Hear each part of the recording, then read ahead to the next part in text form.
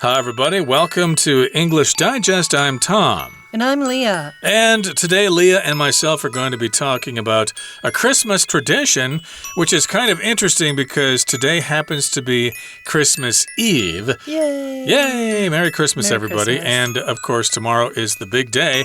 And, you might be invited to a party before that time. And if you're there, you might stand under the mistletoe.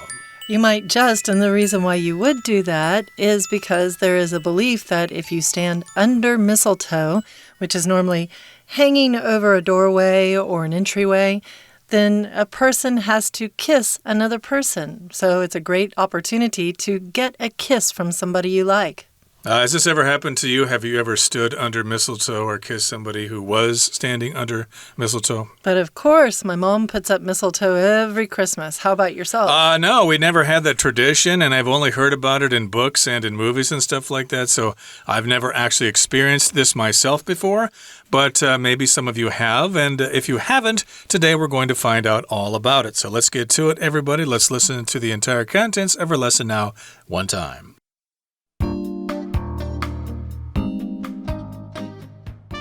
When it comes to holiday decorations, there's one festive accent that has long put a twinkle in party guests' eyes: mistletoe.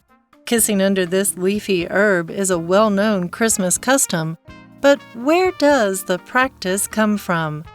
The most common explanation dates back to Norse myths in which the beloved Baldur, the god of light, dreams his life is in peril.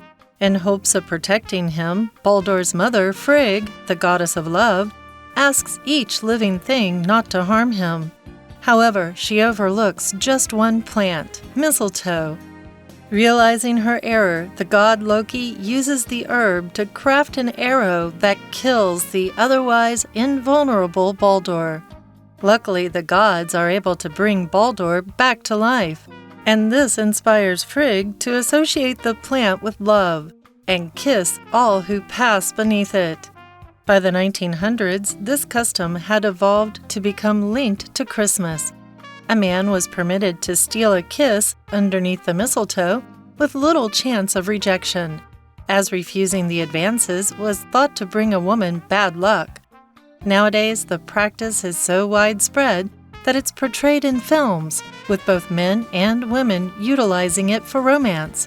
This can even be seen in movies like Toy Story, when Bo Peep points out the plant before moving to kiss Woody. Considering the popularity of this enthusiastic holiday gesture, it seems that the custom of using mistletoe as a reason to kiss a crush is here to stay.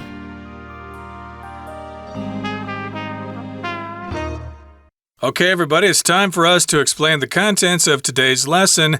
It's our history unit for the month of December, and we're talking about a tradition, mistletoe. And, of course, when I was growing up, I heard about this tradition, but I never really knew where it came from. So, hey, I'm going to learn something myself today. I like the title, Meet Me Under the Mistletoe. So a lot of times when you want your friends to get together, you'll say, meet me at the library, and we'll go to the movies from there. But here it's meet me under the mistletoe. You're kind of flirting with that other person.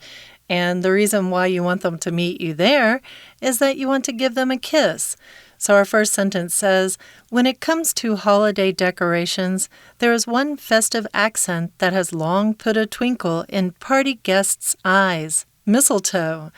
Oh, holiday decorations. When we're talking about Christmas, I don't know about you, but my holiday decorations that my mom puts out in our house are there's just so much. She loves her stockings. There's an elf I made when I was a teenager that goes up every year.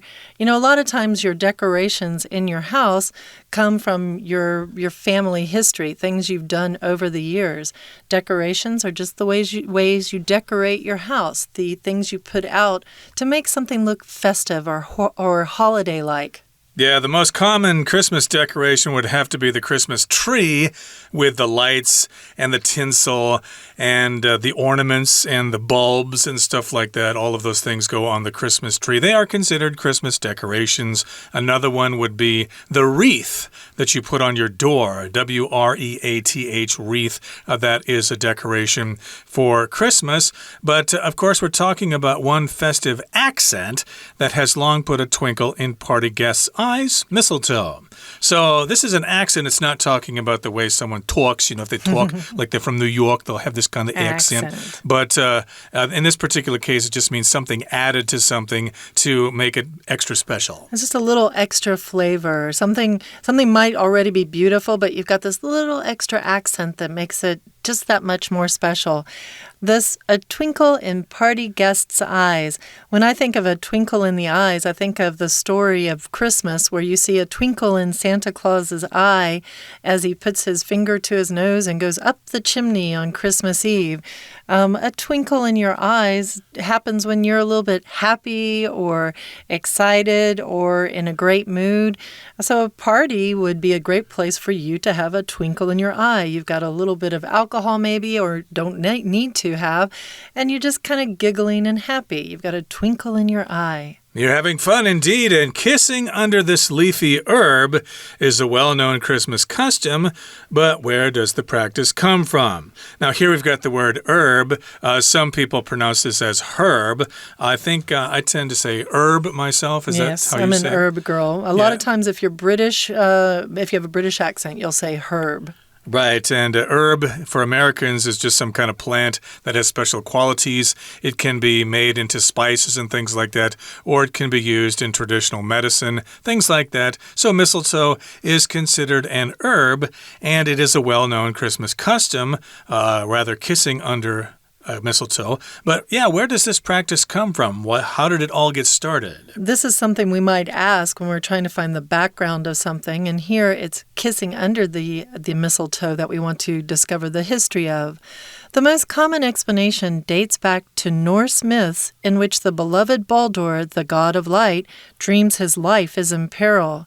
Norse means Nordic, Scandinavian, some things that sometimes might be from the Vikings, things from the guys from Norway, from Finland, from Sweden. Those would be some of the Scandinavian countries. So indeed, this common explanation that we're going to give you is based on Norse myths, and they date back quite a ways. We're talking about the beloved Baldur, who is the god of light, and he dreams his life is in peril. So peril here just means danger. He's in a dangerous situation. That's his dream. And of course, in hopes of protecting him, Baldur's mother Frigg, the goddess of love, asks each living thing not to harm him. So here we've got mother trying to help her son out. Yes, but she has forgotten one plant. However, she overlooks just one plant, mistletoe. When you overlook something, you kind of skip over it. You don't look at it at all.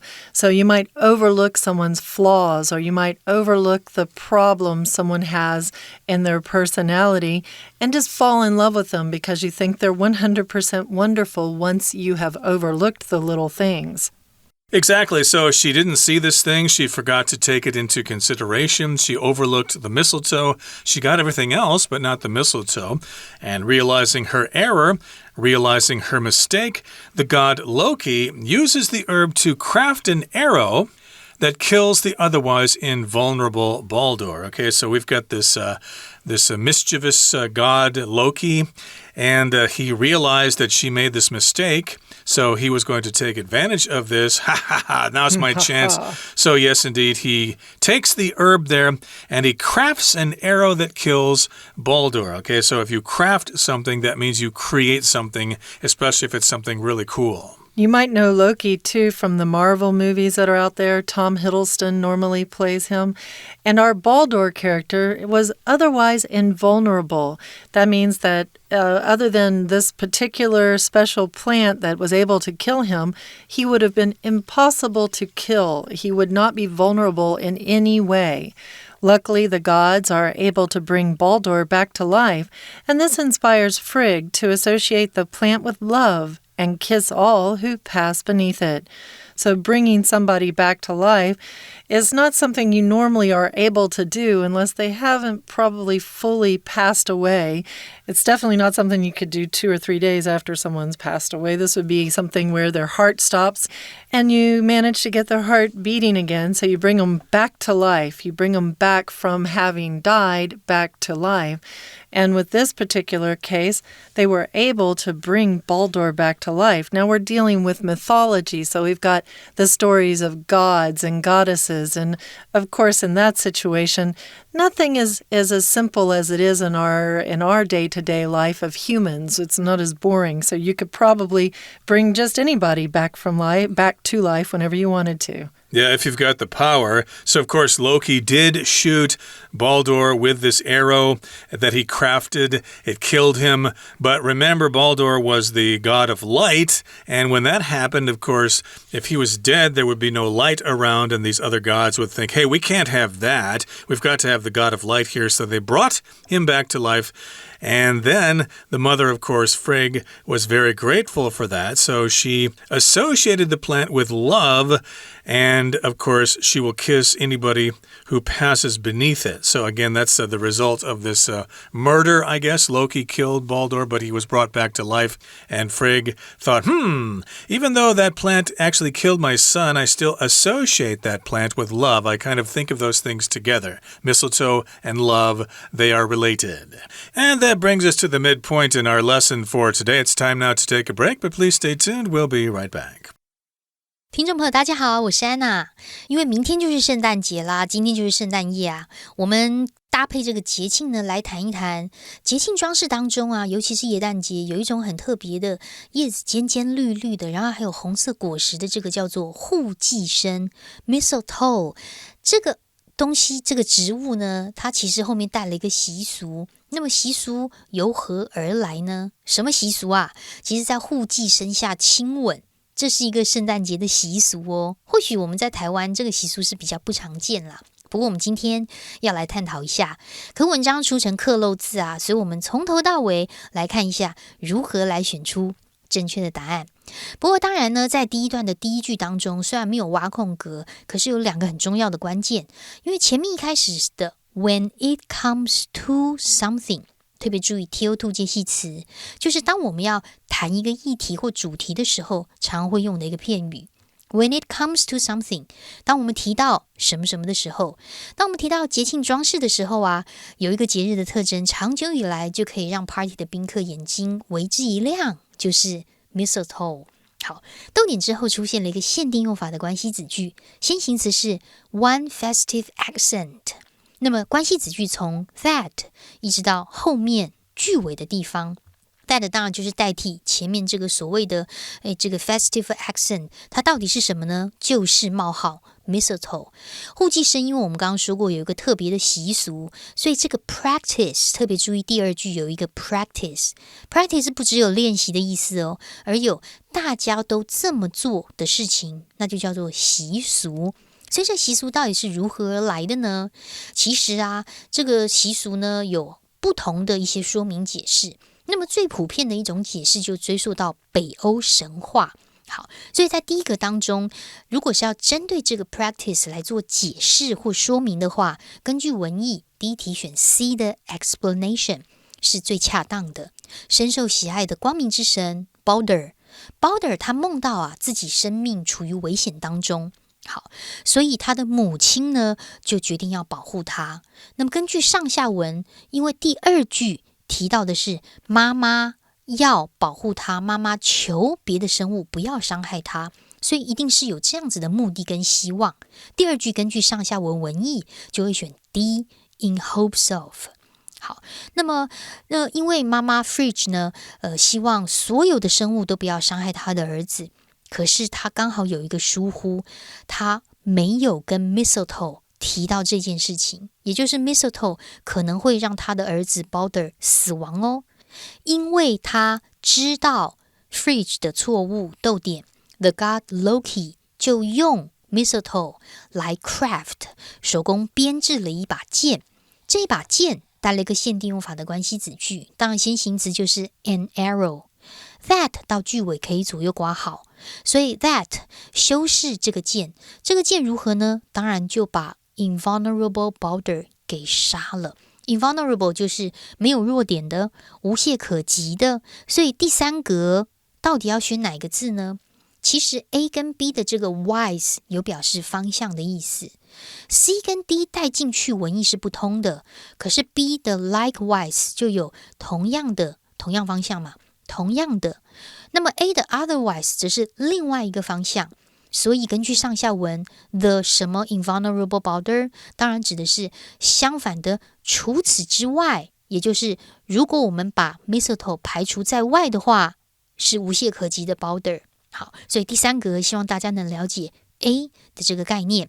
那么后来呢 Balder 当然死掉啦，可是众神呢让 Balder 复活了，所以就激发了 Frigg 让 mistletoe 跟爱连结的这样的概念，并且亲吻所有从他底下经过的人。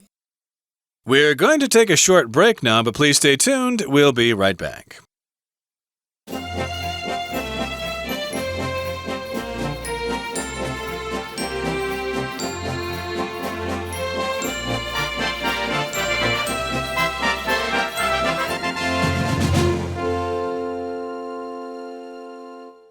Welcome back to our English Digest story, Meet Me Under the Mistletoe, The Myth Behind the Kiss. We found that Baldur has been brought back from death. He has been brought back to life, and he is okay. And that is the reason why mistletoe today is not considered to be a bad thing. It's considered to be a very wonderful thing. Let's continue on with our story. By the 1900s, this custom had evolved to become linked to Christmas. Now, if you remember, the custom is that Baldur's mother, Frigg, decided that people who pass under mistletoe should have a kiss. So this is the custom that is a habit, and that evolved, it developed to become linked, connected to Christmas. Yep, they are associated with each other. If you have Christmas, you have mistletoe in a lot of places, and this happened over 100 years ago. Now, here's how the tradition goes. A man was permitted to steal a kiss underneath the mistletoe with little chance of rejection, as refusing the advances was thought to bring a woman bad luck. Okay, so underneath just means you're under something. You're not hanging from it. You're not attached to it, but you are under that thing. And in this particular case, you are underneath the mistletoe. If a girl or a woman is standing underneath the mistletoe, then you have the permission to kiss her, even if she doesn't want you to. Yeah, and that's kind of what it says here with steal a kiss. A lot of times when you think of steal a kiss, I think of the boy and the girl sitting, standing side by side, and the boy just suddenly goes sideways and goes, he kind of gives her a quick kiss. He's stealing a kiss. She doesn't necessarily have the chance to go, oh, okay, I'm ready for a kiss. Well, she had little chance, the lady who is getting kissed, to reject the man. So the man has little chance of rejection because otherwise it will be bad luck. This chance of rejection, you think about rejection, it means to be not allowed to get something. So you might be rejected from your university application, and then that means that you will not be allowed to go into that university. They do not want you. They push you away. They reject you, which is a sad thought. But you might also have a sense of rejection in love or from your friends when you just feel like your friends maybe aren't interested in hanging out with you. That might give you the sense of rejection or a sense of rejection. Or if your girlfriend isn't so interested in spending time with you, you might have a sense of rejection. Right, or you're afraid of rejection. You have a crush on pretty Polly or something like that, and you want to ask her out for a date, but you're afraid of rejection, and you just don't have the courage to ask her out. And then, of course, many years later, you hear that, oh, she liked you too. You should have asked her out. You blew your chance. But in this particular case, though, the woman cannot reject the man. She has to accept the kiss. I think maybe even it would go so far as to say that she cannot sue him for sexual harassment if he does kiss her under the mistletoe. Well, but there is something you can do. You can avoid getting stuck under the mistletoe with somebody you don't like. So this is the thing we have to always watch out for a little bit. Indeed, and yeah, you got to make sure that the mistletoe is not around if you don't want the wrong person kissing you. But I think this goes both ways. I think if guys stand beneath mistletoe, the girl can kiss him as well. Aha. So again, it's very important to make sure you're under the mistletoe with the person you want to be under the mistletoe with. And the refusing the advances here, that's a flirtation. So refusing the flirtation because you don't want to reject this, otherwise you might have bad luck. Nowadays, the practice of the kiss under the mistletoe is so widespread, you find it all over the world, that it's portrayed in films with both men and women utilizing it for romance. So men and women will use it as a way to steal a kiss. They will utilize it for romance. Romance here is talking about the flirtation and dating between a man and a woman and maybe eventual marriage even. Right, so it's a good way to sort of get things started, I guess, to let the girl, you let her know that you like her or let the guy know that you like him, etc. So indeed, it has been portrayed in movies and in literature for many years.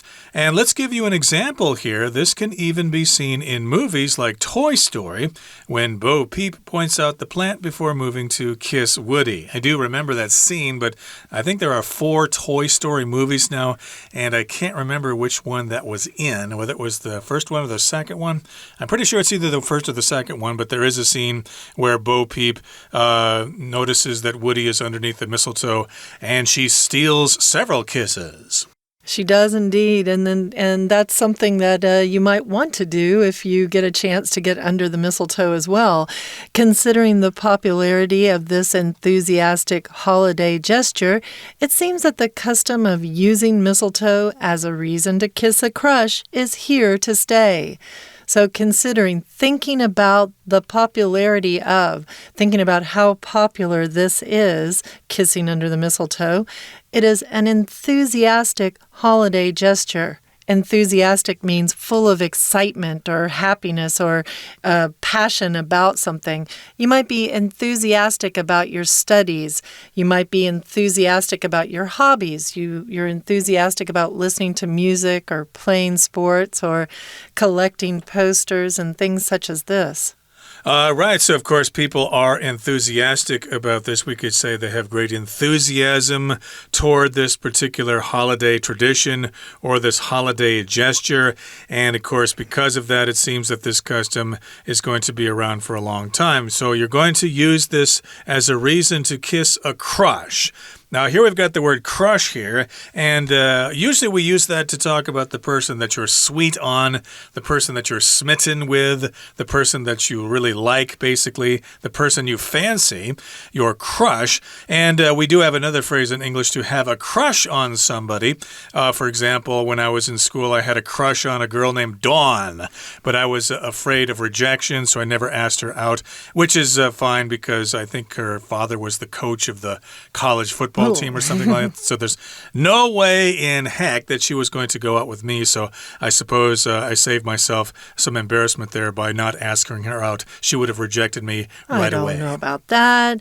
You can also use it sometimes in a slang way as a verb, saying you're crushing on somebody. And that just means that you are in the process of having a crush on that person. Going back up just quickly, talking about holiday gestures. Some other holiday gestures might include things that you make or do during the holidays. We do, in our household, we often make gingerbread houses, and we go through the whole process, make our own gingerbread. We make the glass windows with some melted lifesavers or other candies and things like that, and we decorate the whole thing with icing. That's one gesture we have. You might have a gesture of making eggnog. It doesn't necessarily have to be about food. Gestures can be any kind of an activity or action as well. And of course, there are lots of other traditions as well, giving each other presents and things like that. Some people open their presents on Christmas Eve. Some people open them on Christmas morning. What were you, Christmas Eve or We're Christmas a Christmas Day? Eve family. We would go out for a ride around town and see all of the Christmas lights. We go and look at all of the houses. And then we noticed as we were coming home that Rudolph's nose was up in the sky, and that must mean that Santa Claus has visited. And so we had to get home quickly to see if our presents were there. Yeah, speaking of Rudolph the reindeer's red nose, I believe that for many years that the red light in the sky was indeed Rudolph's shiny nose. But later on, I figured it out. It was actually the radio tower north of town for KILR radio. And I was kind of disappointed with my parents for deceiving me for so many years that was actually Rudolph's nose. And what about you? Are you a Christmas Eve or a Christmas morning fellow? Christmas Eve is just a lot easier because the kids are just so enthusiastic about these things and we just want to get it over with. And yeah, my father used to take us for a drive before Santa Claus arrived, so we'd go visit grandmother or something like, why do we have to go see grandma? Why can't we wait for Santa Claus to come? I want to see him. Oh, no, we have to go see grandma, so we'd go visit her and then come back. And your mom would stay at home normally, I bet. Of course, Mom couldn't go. She was too busy preparing the dinner or something like that. And magically, when we got back, the presents were all there under the tree. Yay! But, and again, today we've been focusing specifically on mistletoe. And now you know all about mistletoe.